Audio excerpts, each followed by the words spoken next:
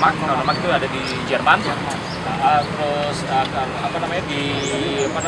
didinaskan sesuai dengan tahun pembuatan juga sama 1921.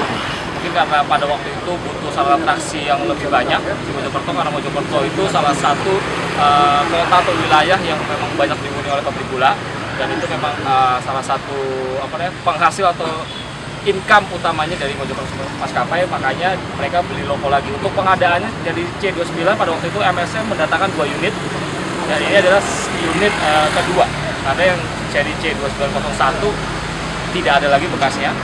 Oke, terus ini awalnya punya MSM, lalu setelah dinasionalisasi tentunya jadi punya DKA atau PJKA ya, atau PNKA, lalu dioper ke Perhutani bareng sama logo C25 punya XPBSM, lalu ada C26 XKSM.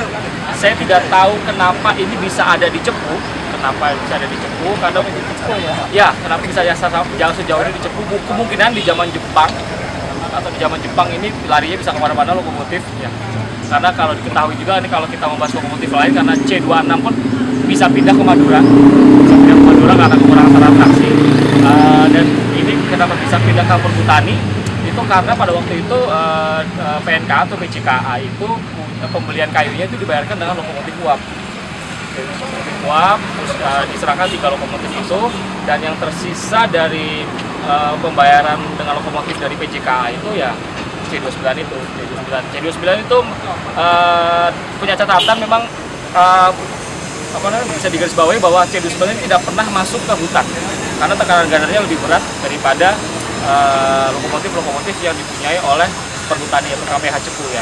Tidak pernah, ini hanya bertugas langsiran bawa kayu dari Sorogo atau Lokotur sampai ke stasiun Cepu punya NIS ya, itu hanya buat langsiran aja dari sekitar situ karena tekanan gandarnya terlalu berat, jadi risikonya itu relnya hancur karena speknya beda ya. Nah, spek rel itu beda.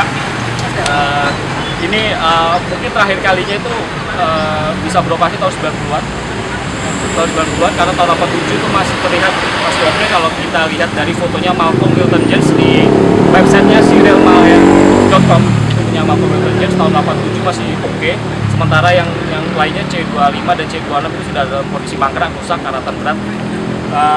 Dan pindah ke sini tuh sekitar 2 tahun lalu ya, diminta sama Pemkab Blora. Pada waktu Bupati juga sempat datang ke KPH Cepu, lalu tadi untuk dipajang karena ini juga tamannya baru, jadi butuh hiasan-hiasan seperti ada lokomotif ini, lalu di sebelah sana itu ada slender atau mesin gilas jalan.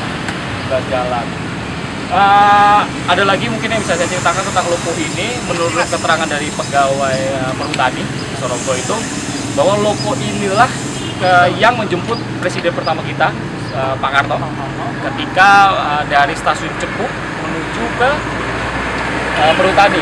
Lokomotif ini yang menjemput Pak Karno pada waktu itu. Karena Pak Karno itu mungkin tadi sudah saya sampaikan ya teman-teman, saya sampaikan bahwa Pak Karno itu meresmikan wisata Gubuk Payung dengan prosesi simbolik nanam kayu jati, pohon jati. Jadi inilah, sayangnya memang tidak diberi atap. Jadi mungkin kalau teman-teman sini di video terus di YouTube dengan sama pemerintah kabupaten udah Blora ya, mungkin bisa ditambahin kanopi karena ya kita nih ngeliat kondisi seperti itu kekarasan banget. Jadi sayang banget kalau sisa-sisa sejarah kereta api ini bisa terbengkalai begini ya. Kondisinya bukan terbengkalai, maksudnya kondisinya kepanasan ya begini, jadi rawan riskan rusak. Jadi kalau misalnya ada orang-orang Mojokerto yang kepengen mau tahu mengenai sejarah kereta api di kotanya, bisa datang ke Cepu C2902. Kalau MSM itu ada yang tersisa ada 2. Ini salah satunya kita lihat ini, lalu satunya ada di Jakarta di Museum Transportasi Indonesia.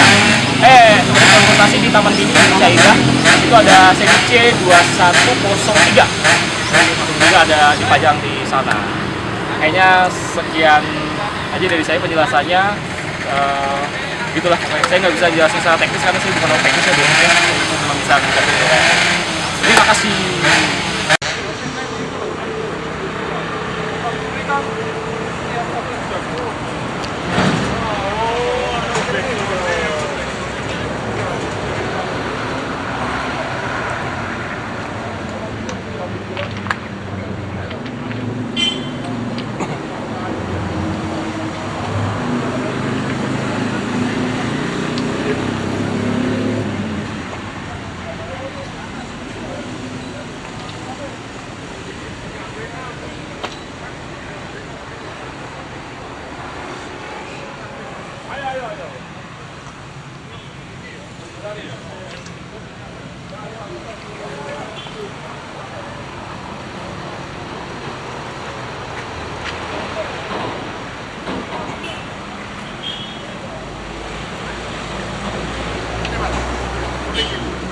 Oke. Polos ini. Polos. Polos karena nggak ada ininya Oh nih. iya. Baru perhatian dari Aneh ya? Wah, Aneh. jadi andalanya yang depan dan belakang aja nih.